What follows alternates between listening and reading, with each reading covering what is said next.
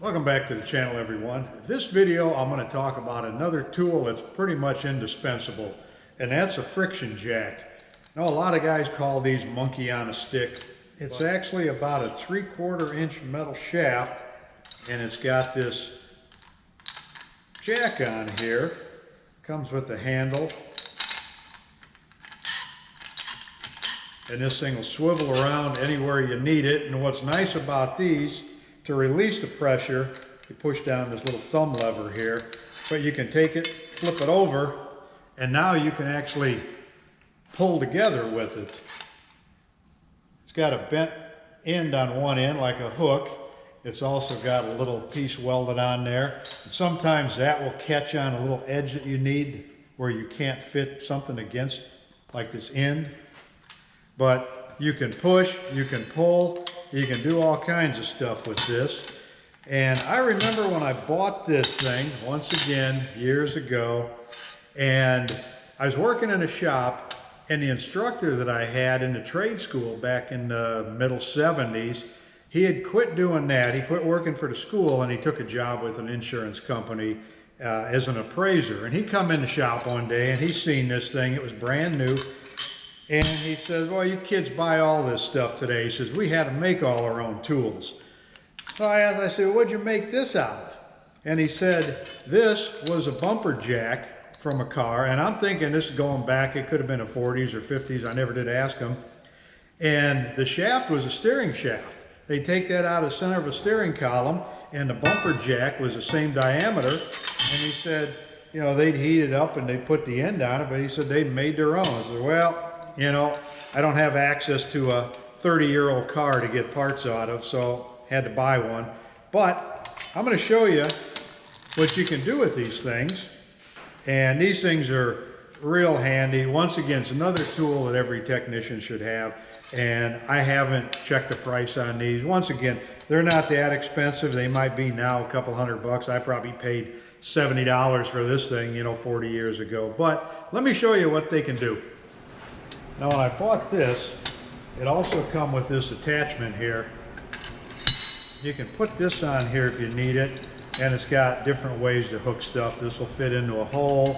It's got different hooks on there for pulling. You can flip it over, do whatever you want with it. And the main thing I use mine for is squaring up front ends.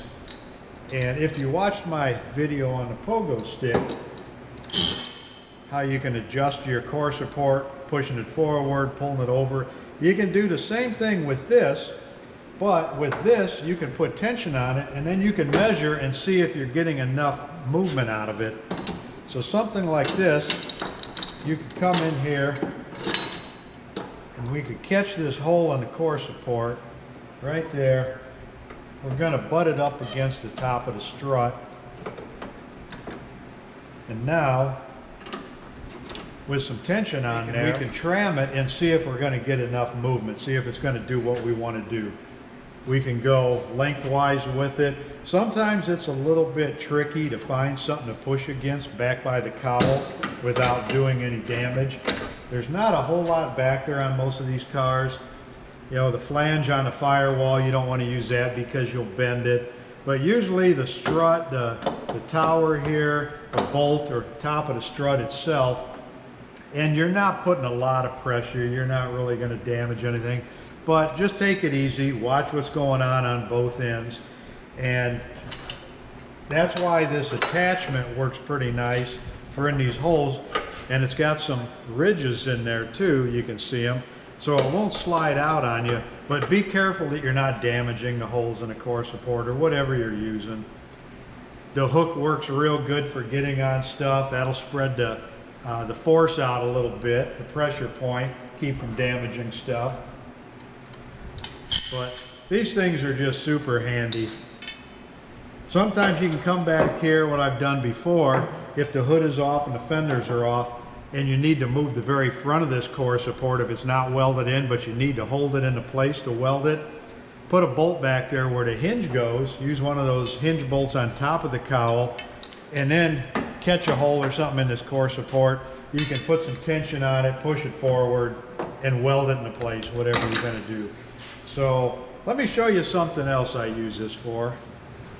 If you've seen my video on using a Porta Power, I show how you can pull together with it. I demonstrated on the same car pulling the rails together. Well, here's another situation where this comes in handy. I've done it quite a few times. You get the core support welded in, everything is good. You get towards final assembly and you go to put the rebar on, and a lot of these import cars, there's really no tolerances. You don't have hardly any movement, and you'll get the bolt started in one side, and the other side you need like maybe a millimeter. You don't want to scrape the threads on that bolt, because anybody that's ever done that, cross-threaded one of these bolts on these import cars, something heavy like that, a rebar, they're a bear to get out, they're a bear to drill and tap if you break something off or the bolt locks up. So you want to make sure all those bolts, you can start them by hand. And if you run into a situation where that bolt is going to scrape the rebar, it needs to come in just a little bit more. Take this, we're going to flip it over, and I'm going to catch that outer rail, and I'm going to catch the rebar on this end, because I've got my bolts in here, and usually that's all you need.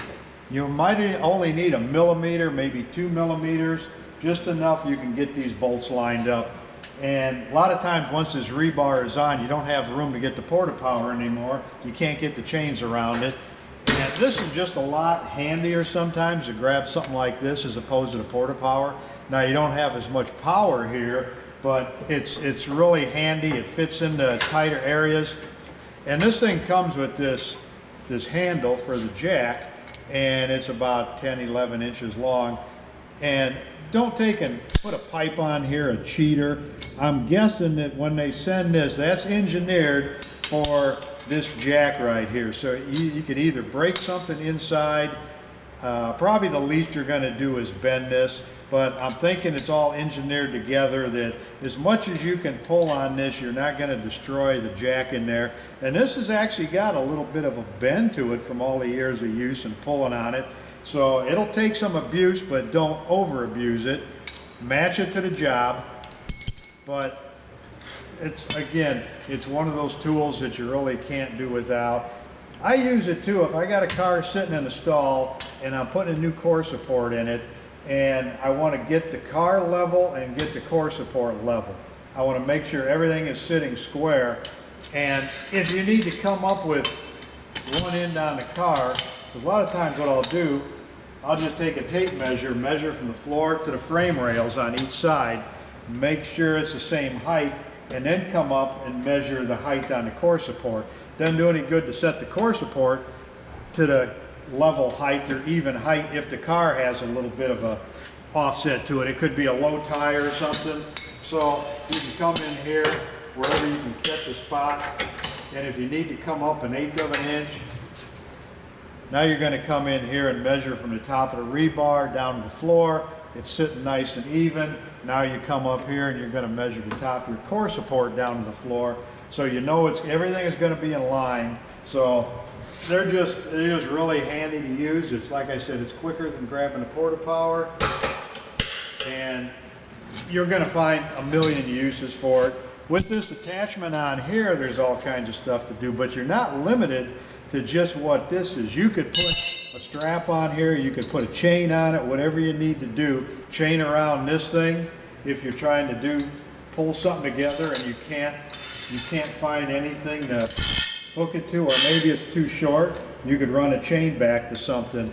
And I use this on the frame rack all the time. Now I'm not going to bend frames with it, but what I'll do, if I'm using a 3D measuring system, and especially in the rear of the vehicle, you'll have the exhaust right in the way of a hole that you've got to put a probe up in there or an attachment.